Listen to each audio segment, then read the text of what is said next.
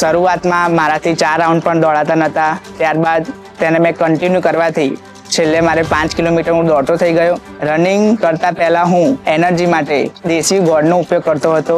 જ્યારે મને એવું લાગે કે હું ડીમોટિવેટ થઈ રહ્યો છું, ત્યારે મારા મિત્રો જે જીપીએસસીની તૈયારી કરતા હતા તે લોકો મને સારું ગાઈડન્સ આપી મને મોટિવેટ કરતા હતા. મેં કુલ 20 થી 25 મોક ટેસ્ટ આપી હતી. મોક ટેસ્ટથી મારા ધાર્યા કરતા પેપરમાં 10 થી 15 માર્ક્સ વધુ આવતા મને તેનો ફાયદો થયો હતો. શું કોચિંગ ક્લાસ જોઈન કરવાથી જ કોન્સ્ટેબલ બની શકાય છે? તો ના, એવું નથી. જો હું 21 વર્ષની ઉંમરે આ પરીક્ષા પાસ કરી શકતો હોઉં તો ગુજરાતનો દરેક યુવાન કોઈ પણ મુશ્કેલીમાં અને નાની ઉંમરે આ પરીક્ષા પાસ કરી શકે છે.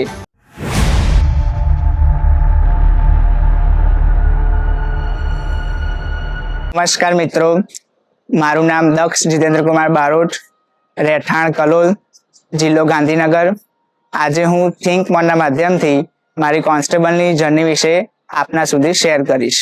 જો હું મારા ગ્રેજ્યુએશનની વાત કરું તો ગવર્મેન્ટ સાયન્સ કોલેજ ગાંધીનગર ખાતે બીએસસી કેમેસ્ટ્રી સાથે મેં ગ્રેજ્યુએશન પૂર્ણ કર્યું છે. આ કોન્સ્ટેબલની જર્નીની પ્રેરણા મને મારા ભાઈ અને મારા જીજાજી જે હાલ ગુજરાત સરકારમાં કાર્યરત છે તેમના દ્વારા મળી હતી. કોન્સ્ટેબલની પરીક્ષા પહેલા મને 2 પરીક્ષા તલાટી અને જુનિયર ક્લાર્કમાં નિષ્ફળતા મળી હતી. ત્યારબાદ મેં એકેડમીમાં ક્લાસ જોઈન કર્યા હતા અને ત્યારબાદ મેં કોન્સ્ટેબલની પરીક્ષાને ટાર્ગેટ કરી હતી.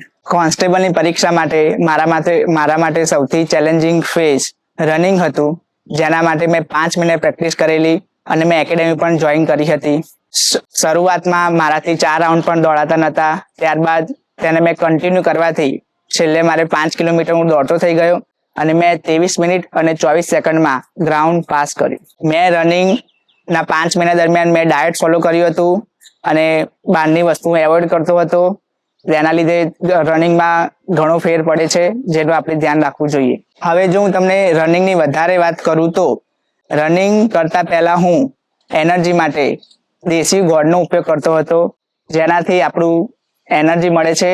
ત્યારબાદ રનિંગ બાદ હું કઠોળ, ચણા અને મગ વગેરેનો ઉપયોગ કરતો હતો. હું રનિંગમાં સોમથી શનિવાર સુધી રનિંગ કરતો હતો અને રવિવારે રેસ્ટ લીધા પછી સોમવારે હું 5 કિલોમીટર રનિંગ કરતો હતો, જેનાથી આપણને આપણું ટાઈમિંગનો ખ્યાલ આવે છે કે આપણે એક વીકમાં કેટલું ઇમ્પ્રુવમેન્ટ લાવી શક્યા.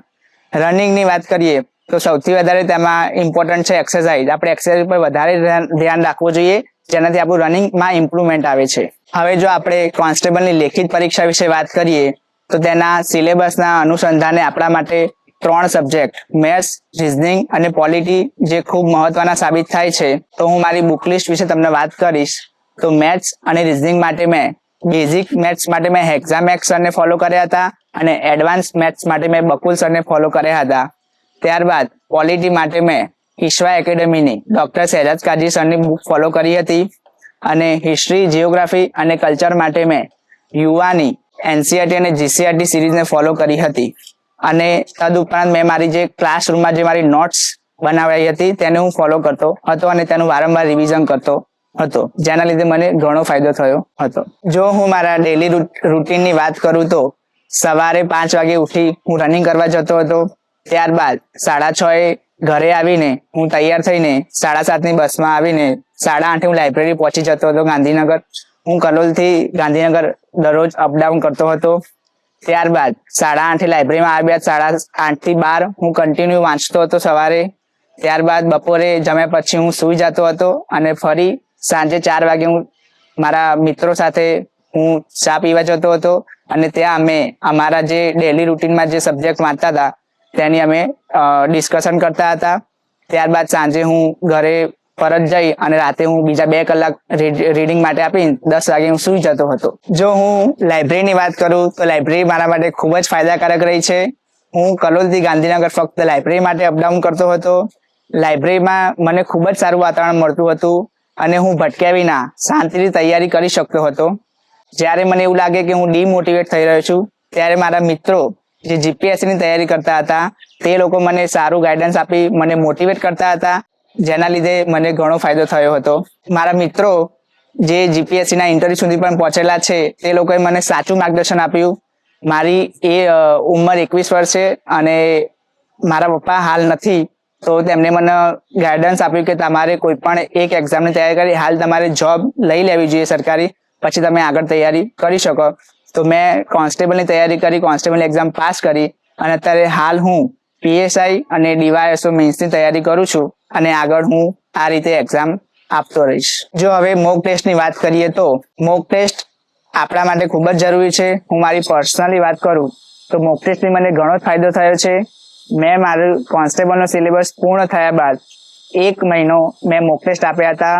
અલગ અલગ 2-3 એકેડેમીના હું ઓફલાઈન મોક ટેસ્ટ આપતો હતો, જેનાથી મને ઘણો ફાયદો થયો છે. મોક ટેસ્ટથી આપણને આપણા કયા સબ્જેક્ટ વીક છે તેનો ખ્યાલ આવે છે અને આપણે તેનું રિવિઝન કરી તેને આપણે સ્ટ્રોંગ કરી શકીએ છીએ.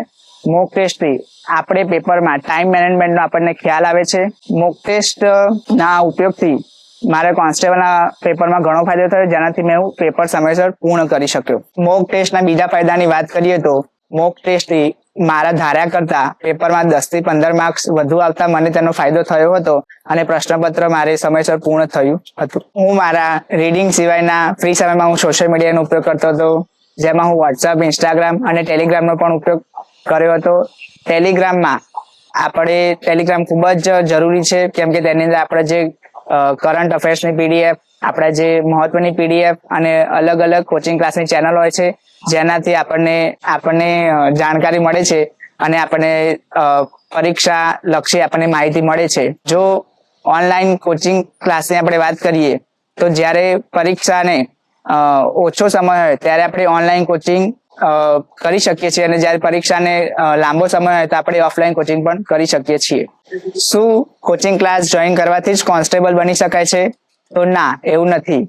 જે વિદ્યાર્થીઓને બેઝિક ક્લિયર છે તે લોકો ગુજરાત સરકારના NCERT અને GCERT પુસ્તકો વાંચી અથવા કોઈ એક વિષય માટે એક ઓથેન્ટિક બુક વાંચી તેને ફોલો કરીને અને તેને વારંવાર રિવિઝન કરીને તેમાં સારી પકડ જમાવી અને મોક ટેસ્ટ આપવાથી તેમાં સારા માર્ક્સ લાવી શકે છે અને પરીક્ષા પાસ કરી શકે છે. પરંતુ જે વિદ્યાર્થીઓને બેઝિક ક્લિયર નથી તો તે લોકો મેથ્સ, રીઝનિંગ અને GS માટે ક્લાસ જોઈન કરી શકે છે. મારી સમસ્યાની વાત કરું તો મારા પિતા ન હોવાથી ઘરે હું અને મારી મમ્મી બે રહેતા હતા. આથી જ્યારે હું લાઇબ્રેરી આવું ત્યારે મને મારી મમ્મીની ચિંતા રહેતી હતી. ત્યારે હું તેને દિવસમાં 2 થી 3 વાર ફોન કરીને હું તેની ખબર લેતો હતો. તેમ છતાં હોવા પણ હું લાઇબ્રેરીમાં ફોકસ કરીને હું મારા ગોલ પ્રત્યે ધ્યાન દોરતો હતો અને હું તેના ઉપર વધારે ધ્યાન આપતો હતો. આર્થિક રીતે પણ હું ઘણું બધું મેનેજ કરતો હતો, જેમાં મને મારી ફેમિલીએ ઘણો સપોર્ટ કર્યો હતો. જો હું મારા અંતિમ સંદેશની વાત કરું તો જો હું 21 વર્ષની ઉંમરે આ પરીક્ષા પાસ કરી શકતો હોઉં તો ગુજરાતનો દરેક યુવાન કોઈ પણ મુશ્કેલીમાં અને નાની ઉંમરે આ પરીક્ષા પાસ કરી શકે છે. તેના માટે તેને સાચી દિશા અને સાચું માર્ગદર્શન હોવું જરૂરી છે. તેનાથી તે કોઈ પણ એક્ઝામ નાની ઉંમરે પણ પાસ કરી શકે છે. આપણે આપણી જાત ઉપર વિશ્વાસ રાખવો જોઈએ અને ભગવાન ઉપર શ્રદ્ધા રાખવી જોઈએ, તો આપણને તેનું ફળ અવશ્ય મળે છે. દરેક વિદ્યાર્થીઓને આવનારી પરીક્ષા માટે શુભેચ્છાઓ. નમસ્કાર. અસ્તુ.